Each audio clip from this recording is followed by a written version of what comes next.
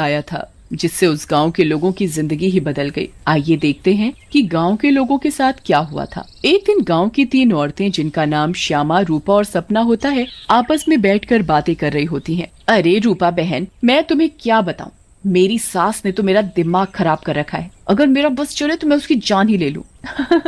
अरे क्या हुआ श्यामा बहन, इतना गुस्से में क्यों हो? शांति मौसी ने क्या कर दिया? हाँ तुम घर में अकेली हो ना, इसीलिए इतने मजे से रहती हो। हमसे पूछो जिनकी सास है, एक तो खाती हैं इतना, रोटी बना बना कर मेरे तो हाथ ही थक जाते हैं, ऊपर से हर काम में कमियां निकालती हैं। सही कह रही हो श्यामा बहन, मेरी कहानी भी कुछ कुछ तुम्हारी तरह ही है। मैं तो जरा सा अपने मर्द के साथ बैठ क्या जाऊं, पता नहीं कहां से बुढ़िया को खबर मिल जाती है, वहीं आकर सर पर खड़ी हो जाती है। हाँ ये तो चिंता की बात है सपना बहन, मौसी को समझाओ, नहीं तो दादी कैसे बनेंगी। रूपा की बात सुनकर तीनों जोर जोर से हंसने लगती हैं। तभी उनकी नजर एक गोलगप्पे वाली पर पड़ती है। गोलगप्पे वाली बहुत ही सुंदर होती है, उसे देखकर तीनों से रहा नहीं जाता और वो तीनों गोलगप्पे वाली के पास चली जाती हैं। अरे तुम तो औरत होकर गोलगप्पे बेच रही हो। ये तो पहली बार देखा है। अरे तो बहन, इसमें बुराई क्या है, कौनो गलत काम थोड़ी ना कर रहे हैं, मेहनत कर रहे हैं। वैसे आप लोग खाओगे गोलगप्पे? बातें तो बहुत अच्छी बनाती हो, चलो देखते हैं गोलगप्पे कैसे हैं।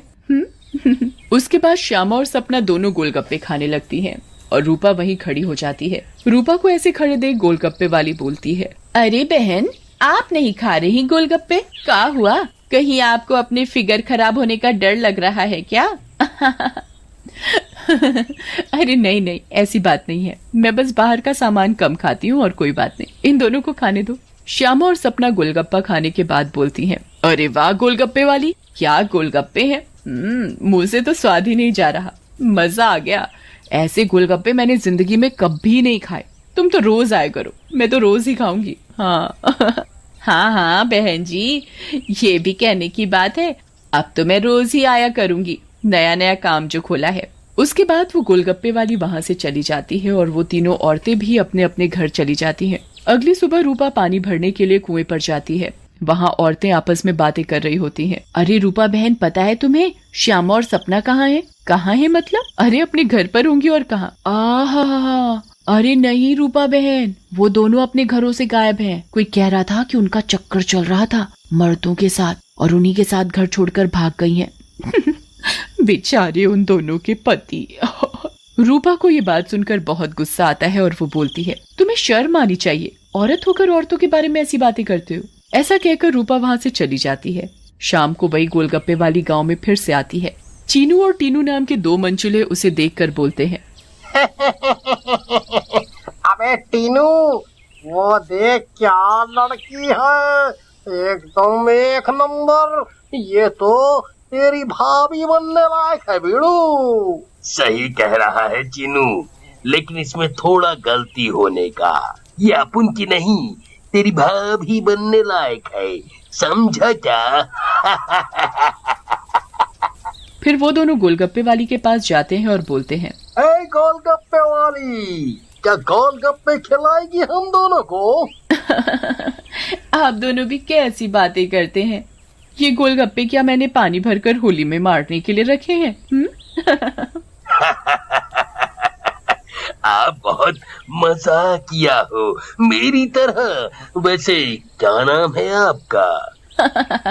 नाम में क्या रखा है साहब, आप गोलगप्पे खाइए ना, अगली बार आऊंगी तो नाम भी पता चल जाएगा। फिर चीनू और टीनू गोलगप्पे खाने लगते हैं। वाह, क्या गोलगप्पे हैं, इतने टेस्टी, लगता है तुम्हारे हाथ चूम लूं। मजा आ गया, मजा। फिर टीनू और चीनू गोलगप्पे वाली के सारे गोलगप्पे खा जाते हैं। अरे आप दोनों तो बहुत सारे गोलगप्पे खा गए, कहीं आपका पेट ना खराब हो जाए। कुछ नहीं होगा हम दोनों को, हम दोनों का बॉडी एकदम स्टील के माफिक है। वैसे कल आएंगी आप यहाँ?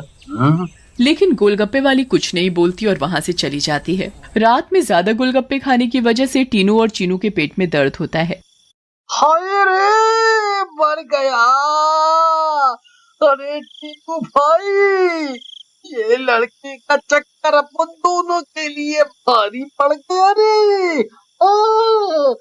बहुत तेज दर्द हो रहा है पेट में। आ! सही बोल रहा है भाई, अपन के पेट में भी बहुत गुड़गुड़ गुड़गुड़ सा हो रहा है और टॉयलेट तो कई बार होकर आया। मर गया रे, फिर से आ गई। टीनू और चीनू दर्द के मारे पेट पकड़कर बैठे होते हैं। तभी वो गोलगप्पे वाली उनके पास आ जाती है और बोलती है, क्या हुआ मेरे आशिकों, ऐसे क्यों बैठे हो, पेट में दर्द हो रहा है क्या? तुम्हें पता था क्या मिलाया है तुमने इसमें, बताओ। लेकिन तभी गोलगप्पे वाली चुड़ैल के रूप में आ जाती है। उसे ऐसे देखकर टीनू और चीनू दोनों घबरा जाते हैं और भागने लगते हैं। ये क्या हो गया अपन लोगों के साथ? हम तो परी समझ रहे थे, ये तो चुड़ैल निकली। अब हम क्या करेंगे? भागो रे भागो, अपनी जान बचाकर भागो। अब हम क्या करेंगे? करेगी तो ये चुड़ैल, अगर हम यहाँ से नहीं भाग पाए, इसलिए भागो यहाँ से। लेकिन चुड़ैल उन दोनों को पकड़ लेती है और मार डालती है और वहाँ से चली जाती है।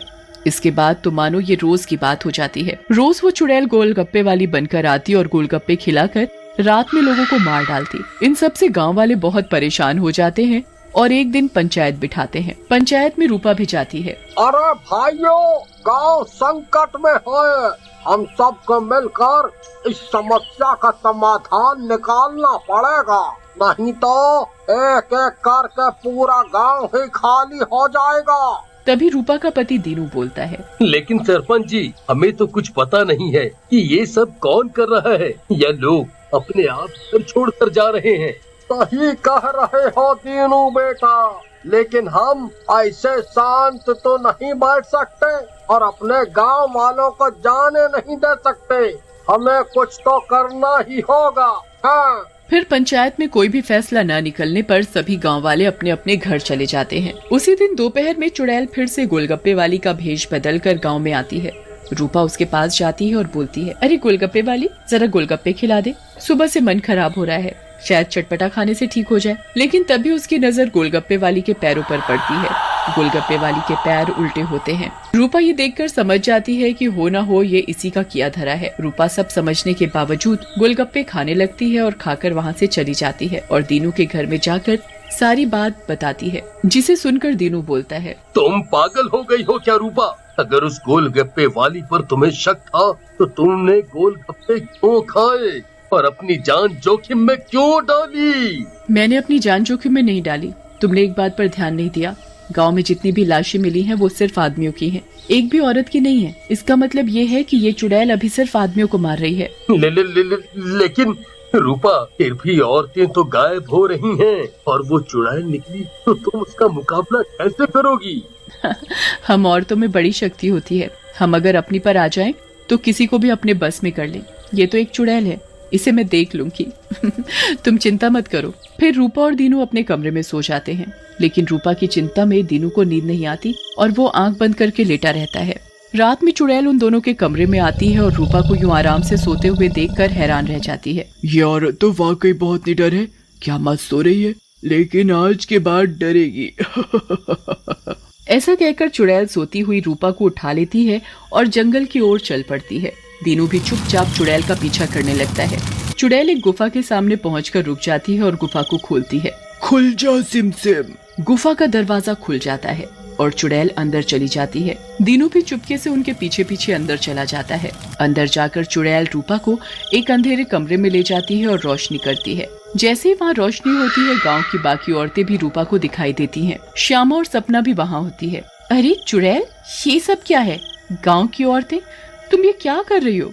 लेकिन चुड़ैल कुछ नहीं बोलती। रूपा बहन, ये चुड़ैल पूर्णिमा के दिन हम सब औरतों की बलि देगी, बचा लो हमें। ये बचाएगी तुम्हें। इसकी जान तो खुद खतरे में है। तभी वहाँ दीनू आ जाता है और बोलता है, रूपा की नहीं चुड़ैल, बल्कि तू खतरे में है। दीनू सब औरतों को जलती मशाल दे देता है। चुड़ैल, तूने हमको और गांव वालों को बहुत परेशान किया है, गोलगप्पों की कसम, तुझे छोड़ेंगे नहीं। ऐसा कहकर औरतें चुड़ैल के ऊपर मशाल डाल देती हैं और चुड़ैल जलने लगती है। मुझे जाने दो, छोड़ दो। लेकिन चुड़ैल थोड़ी ही देर में जल